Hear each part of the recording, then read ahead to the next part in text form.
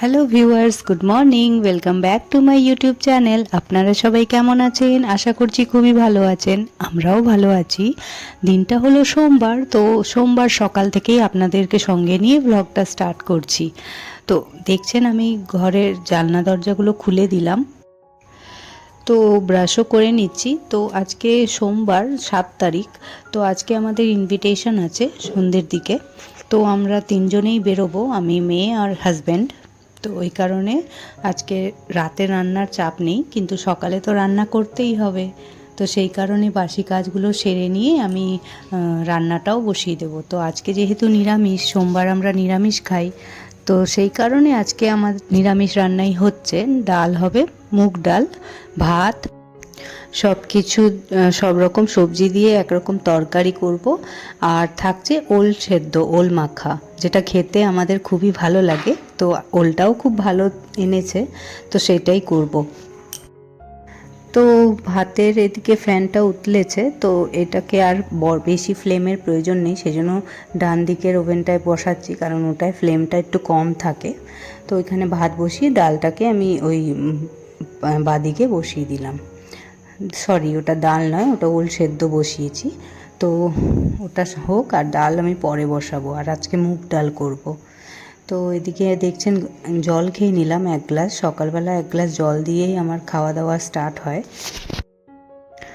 তো আজকে প্রথমেই জল খেয়ে নিলাম, এরপর খাওয়া দাওয়া পরে হবে। আগে আমি রান্নাটা সেরে নিই। তো ওলটা সেদ্ধ হয়ে গেছে, তো ওটা একটুখানি ঠান্ডা হতে দিয়েছি, ম্যাশ করে রেখেছি, পরে মাখবো। তো এদিকে দেখছেন সবজিগুলো কেটে নিচ্ছি। আপনাদেরকে তো বললাম সব রকম সবজি মিশিয়ে একরকম তরকারি করব। আর ওতে একটু পোস্ত বাটাও দেব।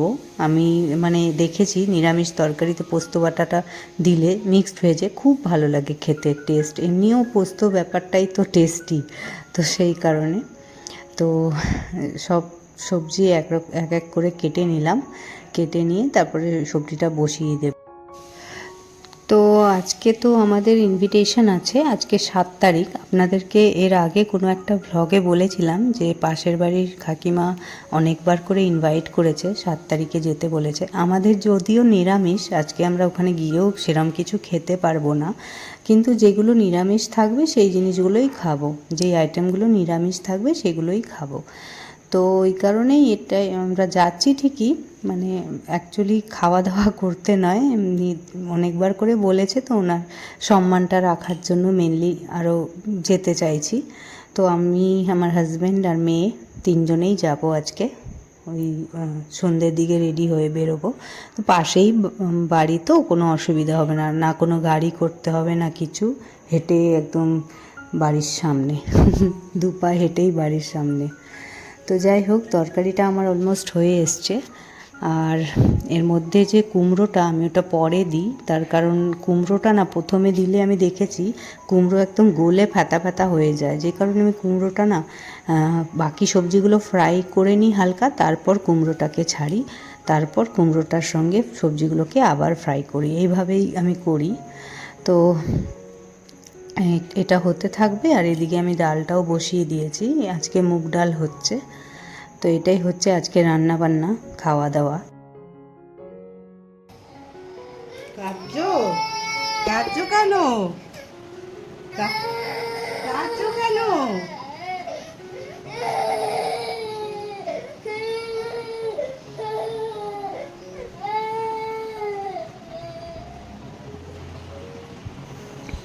তো মেয়ে আমার উঠে পড়েছে, তো সেই কারণে ওর আওয়াজ পেয়ে আমি এলাম, এসে দেখছি কাঁদছে।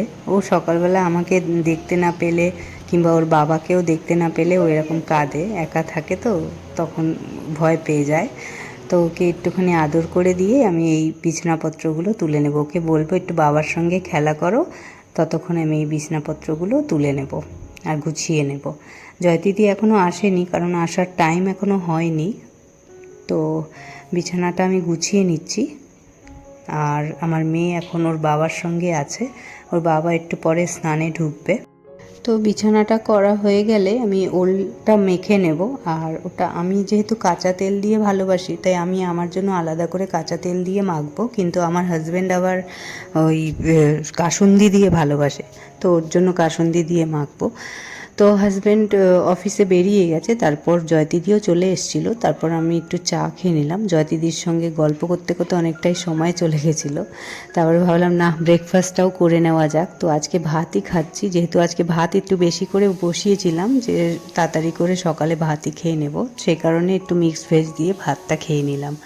তারপরে আমি এই কয়েকটা আধ শুকনো কাপড় রয়েছে, তো সেগুলো তো এখনও হালকা হালকা ভেজা আছে, তো ভাবলাম এগুলোকে ফ্যানের তলায় দিয়ে দিই, তাহলে এগুলো ভালোভাবে শুকিয়ে যাবে 1-1.5 ঘন্টার মধ্যে ফ্যানের হাওয়া পেয়ে। কারণ খুব বেশি ভেজা নয়, কিন্তু ভাঁজ করার মতনও শুকায়নি, তো এগুলোকে ফ্যানের তলা দিলে বাকিটা শুকিয়ে যাবে।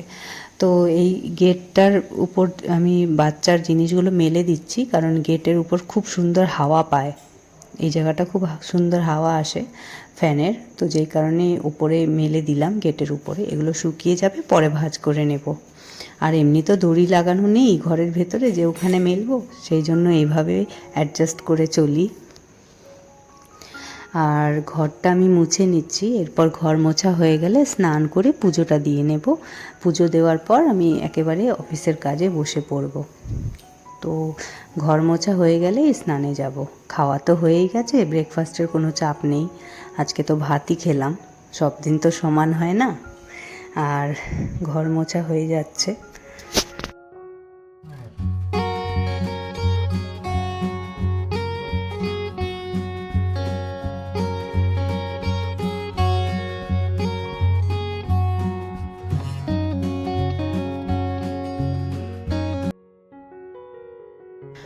তো এদিকে দেখছেন আমি ছাদে এসেছিলাম যখন সন্ধে দিতে, তো দেখলাম খুব সুন্দর সাজিয়েছে, তো ছাদ থেকে দেখা যাচ্ছিল সেটা, তো ভাবলাম একটুখানি ভিডিও করে নিই।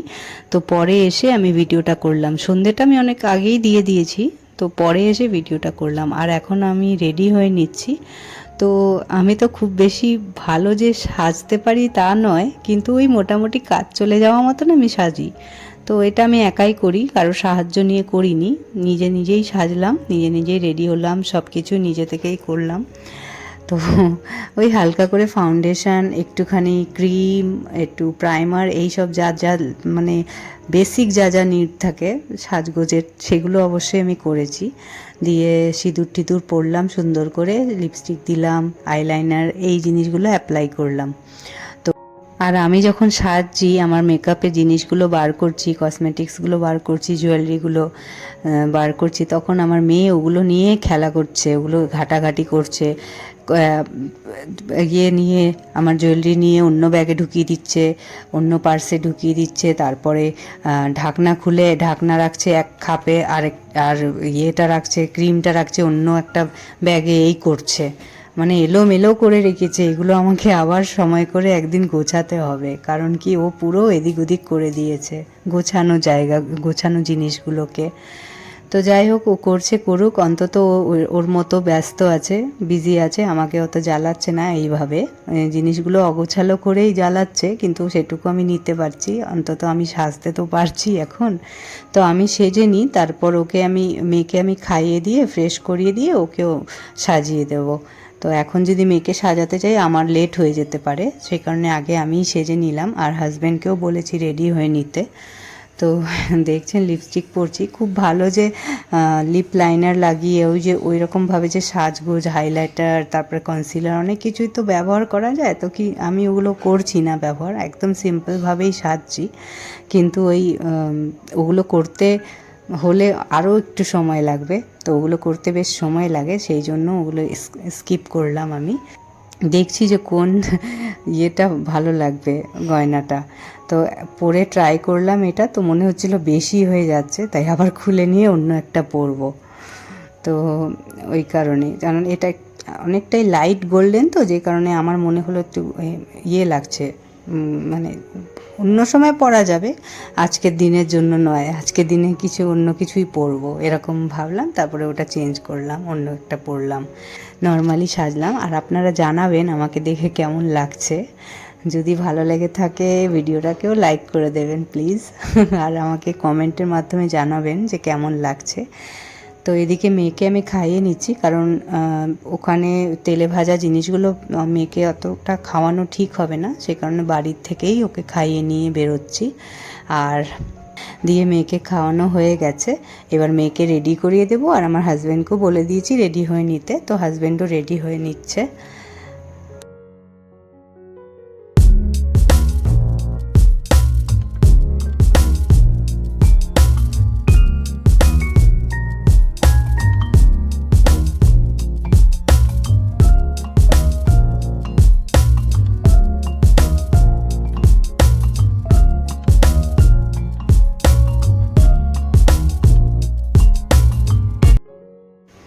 তো হাজব্যান্ড জিজ্ঞেস করছিল যে ওই যে প্যান্টটা আমি ওকে দিয়েছিলাম সেটা পরছে না, ওই একটু ডিপ কালারটা পরছে, যেহেতু বৃষ্টি বাদলার দিন তো কাদা লেগে যেতে পারে।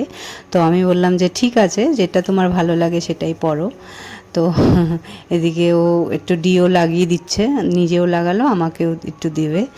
তো এইভাবেই আমরা রেডি হয়ে নিলাম, এবার আমরা বেরোবো। তো মেয়েকে ডিও দিচ্ছি না, কারণ ওর জন্য কেমিক্যাল জিনিসটা ঠিক নয়, এখন ওর বয়স হয়নি সেই কারণে। তো আমরা রেডি হয়ে গেছি, আর আমার হাজব্যান্ড একটু মেয়েকে চিল করার চেষ্টা করছে যাতে ও চুপ করে বসে থাকে। তো রেডি হয়ে গেছি, এবার আমাদের বেরোনোর পালা। তো আমরা যাচ্ছি বিয়ে বাড়ি, এই এখন বেরোবো। আর তাহলে দেখা হচ্ছে আবার আপনাদের সঙ্গে, আমরা ঘুরে আসি, যদি মনে হয় ভিডিও করব ওখানে গিয়েও।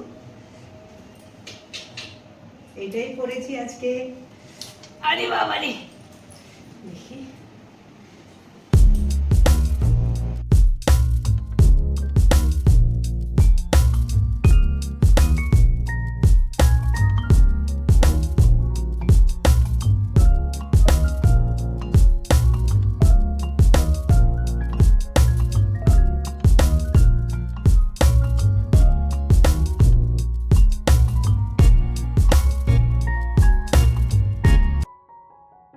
তো ইনভিটেশনটা অ্যাকচুয়ালি এঙ্গেজমেন্টের, যে মেয়েটাকে দেখছেন সে তার এঙ্গেজমেন্ট ওর হবু বরের সঙ্গে।